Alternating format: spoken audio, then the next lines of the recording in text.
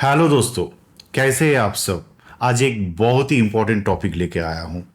Cash transaction को लेके कुछ कॉमन क्वेश्चंस हमेशा लोगों के मन में होते हैं। जैसे जमीन बेच के 3 लाख कैश मिला है, क्या मैं ये बैंक में जमा कर सकता हूँ? इनकम टैक्स का प्रॉब्लम तो नहीं होगा?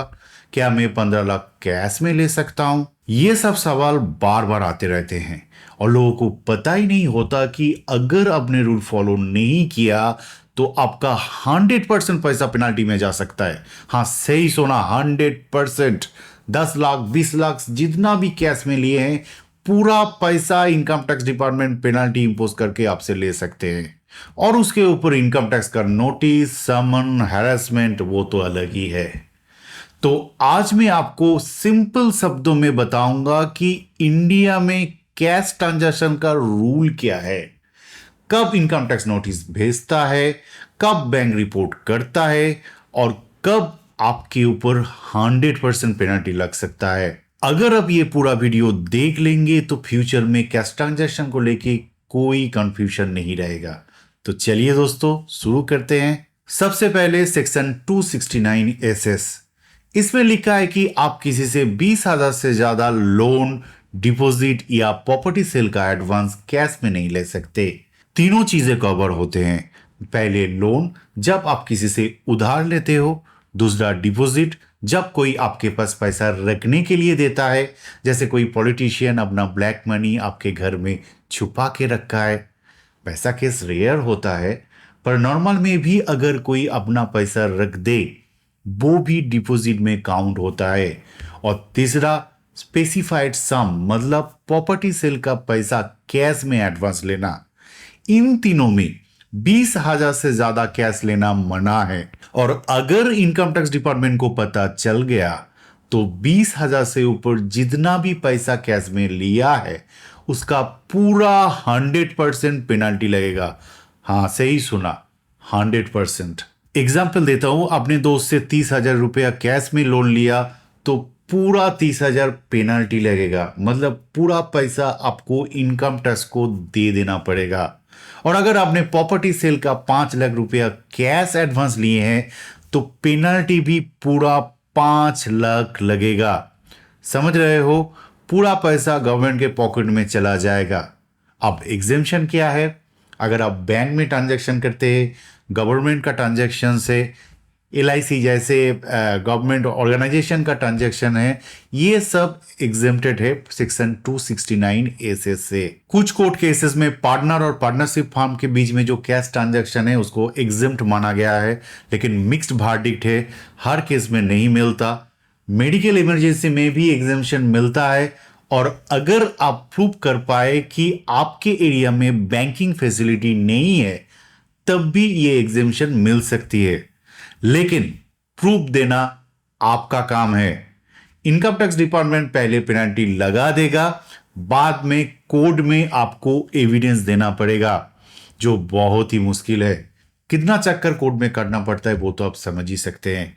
तो बेटर है 20,000 से ज्यादा लोन, डिपॉजिट या property transaction check, RTGS, NEFT इस तरह का बैंकिंग चैनल से ही किया जाए। रिस्क मत लीजिए, पूरा पैसा जा सकता है। अब चलिए नेक्स्ट सेक्शन 269 टी। ये 269 एसएस का उल्टा है, मतलब 269 एसएस में पैसा लेने पर पेनल्टी लगता है और 269 टी में पैसा वापस करने पर लगता है। मतलब लोन लेने के बाद जब आप वापस करते हैं और अगर वो रिपेमेंट 20,000 से ज्यादा कैश में है तो आपको पेनल्टी लगेगा 100%। जैसे सपोज आपने दोस्त से 25,000 का लोन लिया है और बाद में कैश में रीपे कर दिए तो पेनल्टी पूरा 25,000 लगेगा। और इंटरेस्टिंग बात, जिसने कैश में लोन लिया उस पर 269 एसएस लगेगा और जिसने कैश में रीपे किया उसके ऊपर 269 टी लगेगा।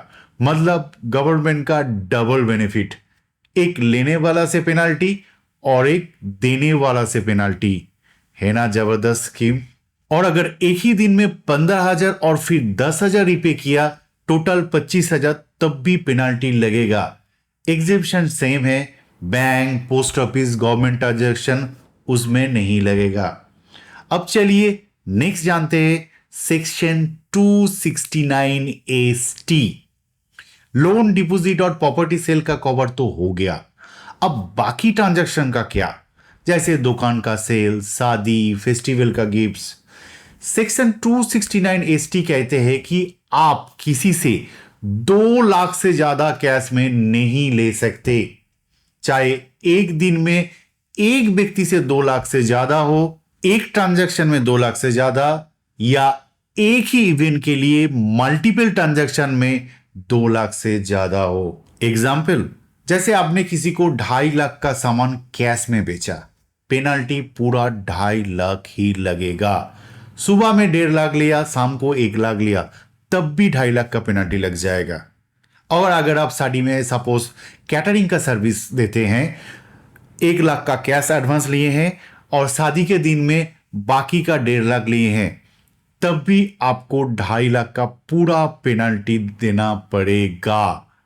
एग्जेम्पशन सेम है, bank, post office, government transaction. अब देखिए दोस्तों, आपको भी पता है, मुझे भी पता है कि हर जगह आज भी कैश में ट्रांजैक्शन होती है, चाहे प्रॉपर्टी सेल हो, शादी का पेमेंट हो, गोल्ड खरीदना हो, हर जगह ऑलमोस्ट चलता रहता है। बस एक रिपोर्ट अगर इनकम टैक्स के पास चला गया तो पूरा पैसा पेनल्टी में जा सकता है। कोर्ट का चक्कर अलग से आपको करना पड़ेगा। बेटर है बैंक के थ्रू से ट्रांजैक्शन कीजिए, सेफ रहिए। अब जब बैंक के बाद आ ही गई है तो बैंक का क्या रूल है वो भी जान लेते हैं। सबसे पहले सेविंग्स अकाउंट, अगर आप एक दिन में 50,000 या उससे ज्यादा कैश डिपॉजिट करते हो सेविंग्स अकाउंट में, तो आपको पैन कार्ड या फॉर्म 60 देना पड़ता है। और पूरे फाइनेंशियल ईयर में, मतलब अप्रैल से नेक्स्ट मार्च तक, अगर आपने 10 लाख से ज्यादा कैश डिपॉजिट या विड्रॉल किए हैं तो बैंक इनकम टैक्स को रिपोर्ट करता है। रिपोर्ट जाने के बाद इनकम टैक्स डिपार्टमेंट आपका जो ITR है वो चेक करता है। सपोज आपने 3 लाख का इनकम दिखाए हैं और 12 लाख का कैश डिपॉजिट किए हैं तो नोटिस आएगा। अगर आपने रिप्लाई नहीं दिया या एक्सप्लेनेशन सेटिस्फाई नहीं हुआ तो सेक्शन 68 के तहत 60% टैक्स, उसके ऊपर surcharge, cess, penalty, total 78% tax लग जाएगा। और अगर वो 12 लाख डिपॉजिट 269A सेस नहीं तो 269ST या 269T का वायलेशन निकला तो पूरा पैसा पेनल्टी में चला जाएगा। और अगर इनकम टैक्स देखे कि आपने ITR फाइल नहीं किए हैं तो नोटिस के साथ साथ रेट भी एक्सपेक्ट कर सकते हैं। अब और एक सेक्शन आपको पता होना चाहिए, सेक्शन 194N, जो कैश विड्रॉल के ऊपर TDS लगाता है। अगर लास्ट 3 साल से आपने ITR फाइल नहीं किया और 20 लाख से ज्यादा कैश विड्रॉ किया एक फाइनेंशियल ईयर में तो 2% TDS कटेगा। और अगर वो विड्रॉल 1 करोड़ क्रॉस कर गया तो 5% TDS कटेगा। और अगर आपने ITR फाइल किए हैं और फिर भी 1 करोड़ से ज्यादा कैश विड्रॉल करते हो तब भी 2% TDS कटेगा। ये TDS डायरेक्टली आपके अकाउंट से कटेगा जब भी आप कैश विड्रॉल करोगे, ये सब लिमिट के ऊपर। अब चलिए दोस्तों, करेंट अकाउंट का रूल भी देख लेते हैं। यहां भी सेम रूल है, 50,000 नहीं तो उसका ऊपर का अगर आप डिपॉजिट करना जाएंगे तो आपका पैन नंबर नहीं तो फॉर्म 60 वो मांगेगा। और सालाना 50 लाख के ऊपर अगर कैश डिपॉजिट या विड्रॉल हुआ तो बैंक इनकम टैक्स डिपार्टमेंट को रिपोर्ट कर देगा।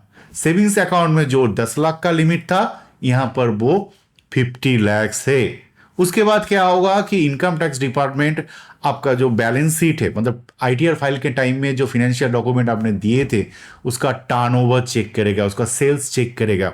अगर मैच करता है आपका ट्रांजैक्शन से तो ठीक है, अगर नहीं करता है, सेम रूल, सेटिस्फाई नहीं हुआ तो 78% टैक्स। अगर उसको पता चल गया कि आपने कैश में पेमेंट लिए हैं 2 लाख, 3 लाख, 10 लाख, तो पूरा पैसा पेनल्टी में चला जाएगा। TDS का रूल भी सेम है 194N में, जैसे सेविंग्स में होता है वैसे करंट अकाउंट में भी वो एप्लीकेबल है। तो दोस्तों आप समझ गए ना कि कैसे हर एंगल से आपका कैश ट्रांजैक्शन टैक्सेबल है। पेनल्टी में जा सकता है पूरा पैसा अगर आप रूल फॉलो नहीं किए। पहले क्या होता था कि इनकम टैक्स के पास मैन पावर कम था, मैनुअल ट्रांजैक्शन था, तो वो सब ट्रैक नहीं कर पाता था। आजकल एआई बेस्ड सॉफ्टवेयर आ गया है, सब ट्रैक हो रहा है। तो समझदारी इसमें है कि बैंकिंग चैनल यूज करे, कैश में बड़े ट्रांजैक्शन अवॉइड करे। 5-7 साल पुराना ट्रांजैक्शन पे भी नोटिस आ रहा है, हम सोचते नहीं है। पर जिन लोगों का सामना इनकम टैक्स डिपार्टमेंट से हो गया है उनको पता है कि कितना पेन है। छोटी सी गलती के लिए लाइफ टाइम का सेविंग्स भी जा सकता है। बस दोस्तों, आज के लिए इतना ही। अगर आपको ये वीडियो पसंद आया तो लाइक कीजिए, सब्सक्राइब कीजिए और दोस्तों के साथ शेयर कीजिए। और कोई भी सवाल हो तो नीचे कमेंट करना मत भूलिएगा। Thank you and bye bye.